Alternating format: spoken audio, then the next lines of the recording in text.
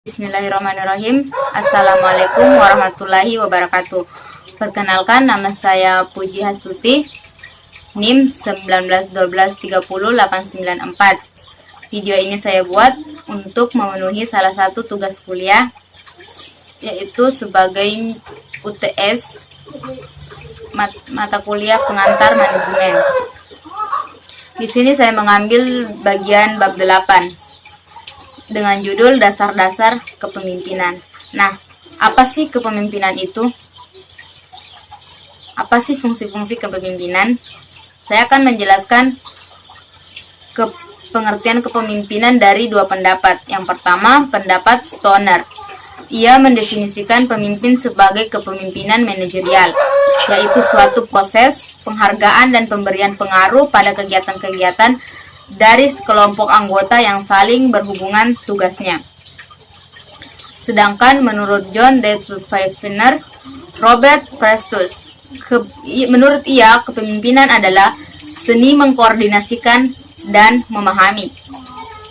Dari kedua pengertian tersebut dapat disimpulkan bahwa kepemimpinan merupakan suatu proses pengkoordinasian pada orang-orang yang ada dalam suatu organisasi agar mereka saling bekerja sama untuk mencapai suatu tujuan yang telah ditetapkan. Kepemimpinan. Nah, ada berapa fungsi kepemimpinan? Di sini akan dipaparkan ada 6 fungsi kepemimpinan. Yang pertama, fungsi perencanaan.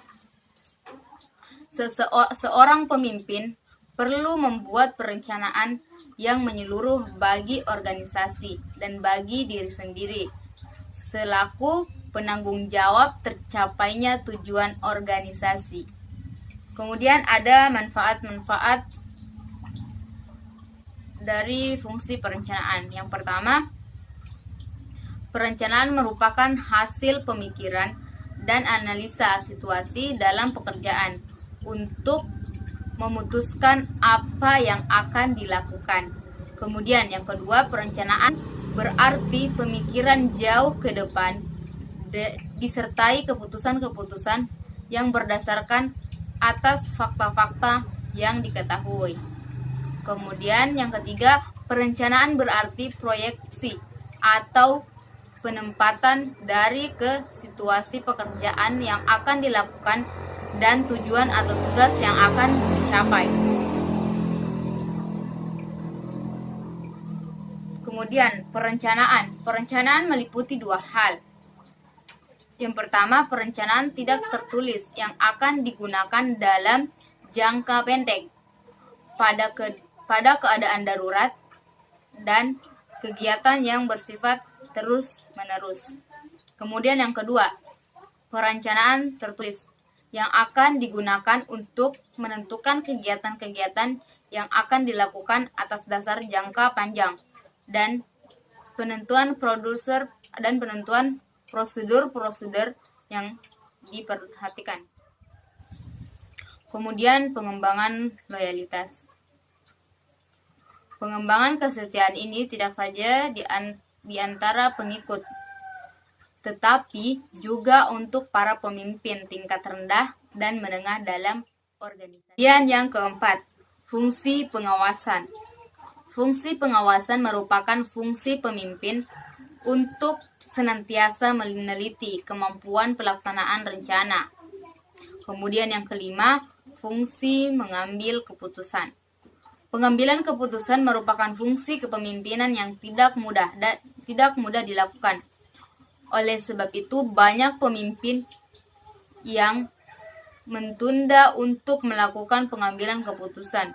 Bahkan ada pemimpin yang kurang berani mengambil keputusan. Fungsi memberi motivasi. Seorang pemimpin perlu selalu bersikap penuh perhatian terhadap anak buahnya.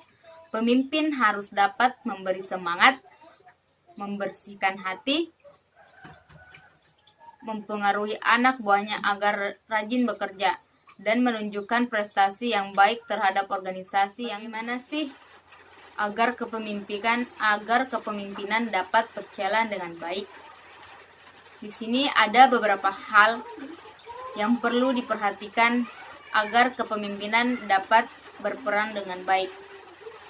di antaranya. Yang pertama itu yang menjadi dasar utama dalam efektivitas kepemimpinan bukan pengangkatan atau pemujukannya, melainkan penerimaan orang lain terhadap kepemimpinan yang bersangkutan. Kemudian yang kedua, efektivitas kepemimpinan tercermin dari kepemimpinannya untuk tumbuh dan berkembang. Kemudian, efektivitas kepemimpinan menurut kemahiran untuk membaca situasi. Berikutnya, perilaku seseorang tidak terbentuk begitu saja, melainkan melalui pembentukan dan perkembangan. Gaya-gaya kepemimpinan. Nah, di sini para peneliti telah mengidentifikasi dua gaya kepemimpinan.